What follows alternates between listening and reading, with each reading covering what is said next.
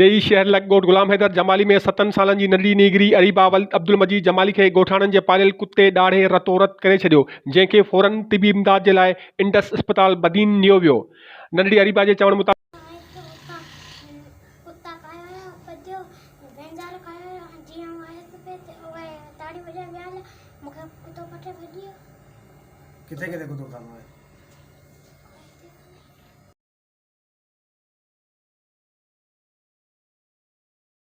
नंढड़ी अरीबा जे चवण मुताबिक़ आऊं अॼु पंहिंजी भेण मुर्कई सौट अलीशा सां गॾु 10 बजे धारे ॻोठ जे मदरसे मां क़ुर शरीफ़ जो सबक़ वठी वापसि घर अची रहियूं हुयूंसीं त रस्ते में ॻोठाणनि जे पालियल कुते असां ते हमिलो कयो। आऊं नंढड़ी हुजण सबबि उन जे ज़द में अची वियसि। मुंहिंजे दाउन ऐं कूकुनि ते ॻोठ जी औरतुनि भॼी अची मूंखे कुते खां छॾायो।